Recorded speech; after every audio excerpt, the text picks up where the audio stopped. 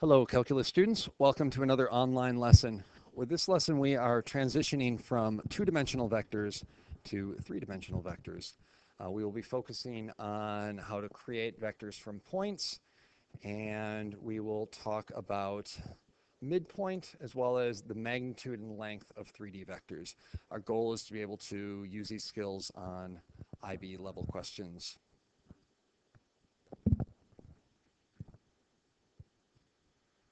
So most of this lesson and next lesson will have direct ties to material that we just covered with two-dimensional vectors. We should see lots and lots of similarities. But this is probably one of the first times that you've really been exposed to three-dimensional points, so we have a little introduction on that to start with. Any point P in space can be specified by an ordered triple of numbers x, y, and z, where x, y, and z are the steps in the x, y, and z directions from the origin O to any point P. We refer to P as a position vector or a point, and we can write it as this vector here, origin, and that's what the O stands for. So 0, 0, 0, going to any point x, y, z. We can also write that using our unit vector form as well as our component vector form.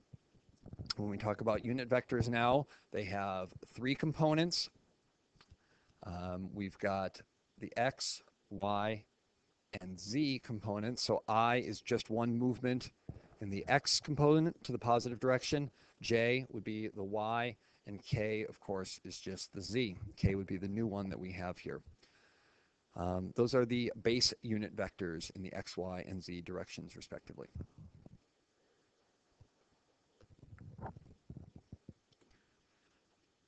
We're no longer dealing with planar geometry, which would be like on a two-dimensional flat surface. We are dealing with 3 dimensions, so the real world. But it's very hard to draw on an overhead. These are some images from your textbook that sort of help illustrate that. The x-plane is no longer the left and right plane. That is reserved for the y-plane. It goes left and right. The x-plane now goes forward and backwards. And the z-plane is the one that goes up and down. The way I think about this is if you think about old video games, like a Mario game, where you have little Mario here running through the world. And when you press, you get a little control pad, which would usually look like a cross there. And if you press to the right on the control pad, which in 2 dimensions would be the x-axis, he would move left and right. And that was his main mode of transportation. His secondary movements would be the ups and downs, which would be things like ducking or jumping. Now that we have 3-dimensional games like a first-person shooter or Call of Duty, something like that, we are in the perspective of the person. And now our primary movement is essentially this idea of moving forward and backwards from the viewpoint of, the character.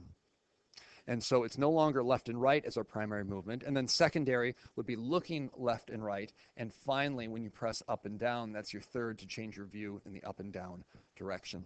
Sometimes drawing an actual cube or box can help illustrate that if you're not seeing the 3 dimensions very well. I used to make my students practice drawing this. I found that did not go well.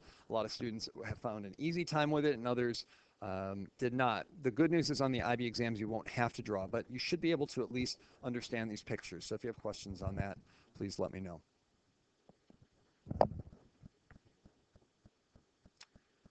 So think back to a couple lessons back. 2-dimensional vectors. How did we create a vector from 2 points? Well, 2 words, if I remember correctly. Subtract backwards. Meaning if we were given a vector A, B, you would simply take the x and y components from each of those and first start with your B, so you'd have your x for your B and your y for your B. And then you would subtract your x and your y for your A. And that's how we would create a vector from points. Well, we're going to have the same idea going on when we go into 3 dimensions, except what, of course, is missing? The 3rd dimension. So we're going to subtract backwards once again, but now we have x, y, and z. Should have seen this symbol in the past, a little delta, and it means change. Change meaning difference. And so we take our x components and subtract them, again, starting with the 2 and then going to the 1, meaning backwards. All the b's had the 2's, and since we have the vector AB, we start with the b, subtract backwards, start with what came last. And we subtract the x's, then we subtract the y's, then we subtract the z's, and we end up with a vector looking something like that. You'll hear the word position vector a lot, and again, that's basically turning a point into a vector-looking thing. We can do a lot of stuff with vectors, and so mathematicians have found it easy to represent points as vectors and just call them position vectors. This one's comparing 2 points. You don't use this nearly as often, but it's B relative to A, so we're talking about point B from point A. And you can see that I wrote that here, going to B from A.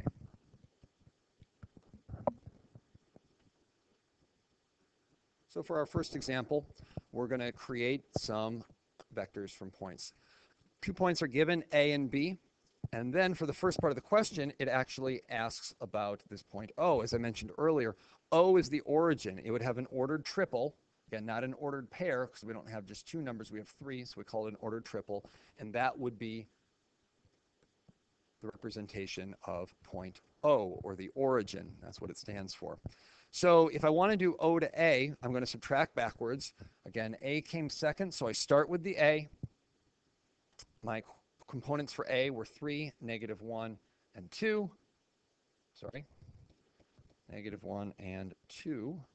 And my ordered triple for the origin is just 0, 0, 0. And you'll see shortly that you don't actually have to do this math, though it never hurts to do it just to make sure you're doing it correctly. So we end up with 3 minus 0, which is 3, -1, and then finally 2 when we do these subtractions, which is really just the exact same thing we started with, but now written as a vector. So this would be a position vector for A. It's being compared to the origin, but a position vector for point A. And it just takes its x, y, and z values from the ordered triple and turns it into components. Secondly, now we actually want to do something more interesting. We're going to do vector AB. For vector AB, again, we started at A, finished at B. We subtract backwards, so we have 1, 0, -2, and then we subtract -3 or -3, and then minus the -1 from point A, and finally -2. Again, just grabbing these values again here and throwing them into a vector subtraction problem. Simplifying, I get 1 minus 3 becomes -2. 0 minus a negative becomes plus, so we have a +1. And finally, -2 minus 2. All the signs are negative, so I keep the sign and add and get -4. Just like 2 dimensions, except there's one extra number.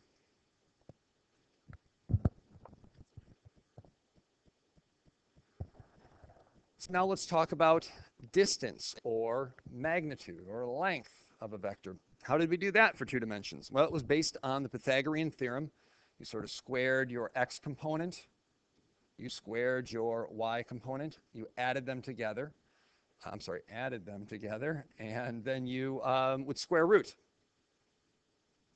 Well, now we've got a z component as well, so all we're going to end up doing is adding on this z component. You'll see I often put that slash on my z so it doesn't look like a 2. I recommend it. So that would be the magnitude, again, using those absolute value looking lines for a vector with x, y, and z components. Midpoint. Midpoint of a line segment. Given 2 points, how do you find the midpoint? Well, you average them. You have a point here. Let's say I have 1, 2, and then I have another point, 3, 4. Where is the middle of these? And it's all about averaging. You take your x values, you add them together and divide by 2. So I'd have 1 plus 3 divided by 2. And then for my y's, I have 2 and 4. So I average those as well, and I would have 2 plus 4 divided by 2. And I could write that as an ordered pair, and that would be 2 dimensions. 1 plus 3, of course, gives me 4, and 4 divided by 2 is 1.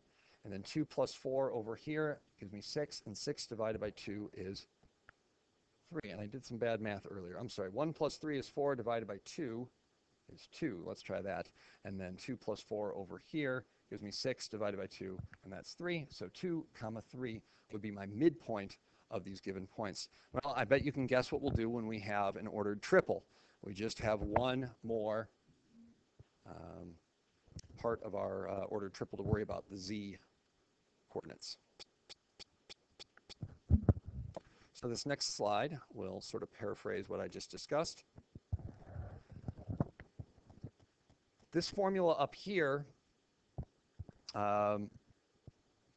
showing you magnitude. Again, another way to say magnitude is just distance. And if they don't put a vector on top of it, or a vector symbol or array-looking symbol, that means we're actually just talking about the distance between A and B. And that's old notation from geometry. Again, another way to write that would be vector AB with the ray symbol on top, but inside those absolute values to show magnitude. Here they're showing that we can take the points, do the subtraction for each and every one of them, then square. So they're basically putting two things into one. Again, if you've already got your vector, you're just going to have an x component here, a y here, and a z, each one of those being squared, then added before square rooting them. Midpoint, same idea. It's all about average. If I had to sum up finding the midpoint of three-dimensional, 2 points in a three-dimensional world, we've got an averaging of the x values, add them together, divide by 2, average the y's, and then average the z's. And that's all we're doing.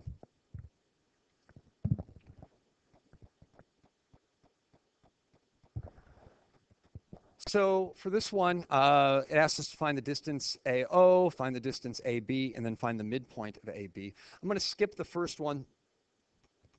It's going to be the same basic work.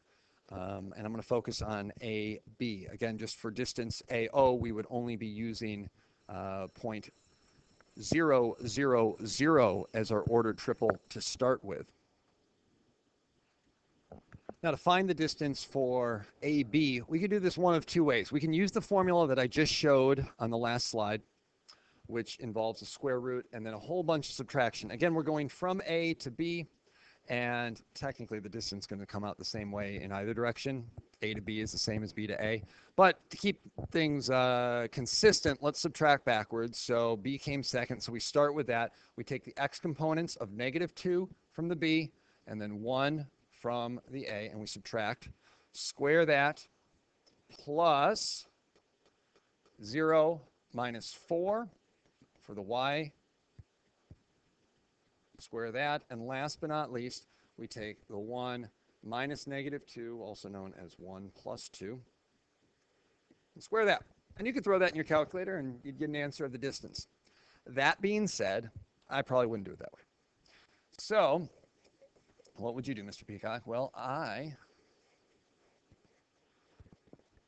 would actually find the vector, the relative position vector of A to B first. That way, if I needed to do anything with the vector, I'd have that as well. And all that subtraction we were just doing inside the radical was basically finding the vector anyway, but it wasn't clear that we were doing that. So I would just take, you've got 2 minus 1, 0 minus 4, the exact same subtractions that we were doing, but I'm just going to write them as a vector. So I end up with the vector -3, -4, 3, if I'm not mistaken. And that would be the vector AB. Now I can simply take the magnitude of that vector, and that will get me my distance AB. So I'm going to do the square root of -3 squared. Remember those parentheses, plus -4 squared, plus 3 squared. You probably don't really need me to simplify this. What are we going to have? 9, another 9 over here, and 16. So 18 plus 16, 34. So square root 34, what goes into 34? 2 would go into it 17 times, which is prime, so we cannot reduce that, and so that is our magnitude. For midpoint, it's all about the averaging, and so we're going to average our x values, so 1 plus -2 divided by 2. For the y's, it'll be 4 plus nothing divided by 2. You don't even have to write the 0, but I'm going to show my work here. And then finally, -2 plus 1 divided by 2 for our z coordinate. And let's see if I do this one a little bit better. We get -2 plus 1 gives me -1, so -1/2. And then 4 plus nothing is 4 divided by 2 is 2. And then -2 plus 1, once again, gives me -1 over the 2. So if my math is correct, I'm hoping it is. There is our midpoint. Nice and easy.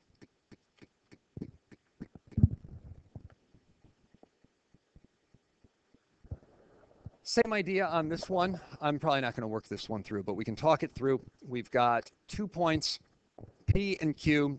They're both ordered triples. We want to find the magnitude of PQ.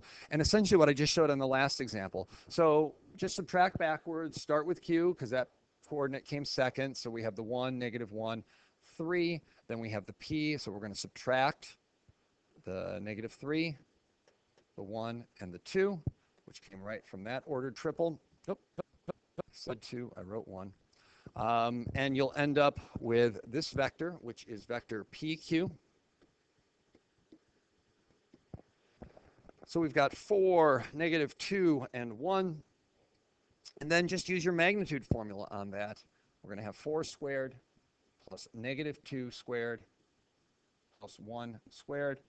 You can throw that in the calculator or simplify in your head. And, oh, I can't help but stop or help keep going. So we've got 16 plus 4 plus 1.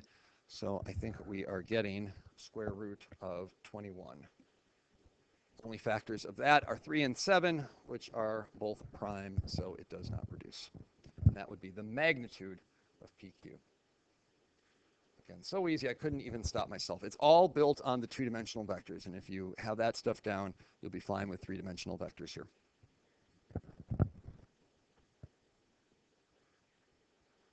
Oh, homework on page 299 and 304. I've got 6 problems for you spread over those 2 pages.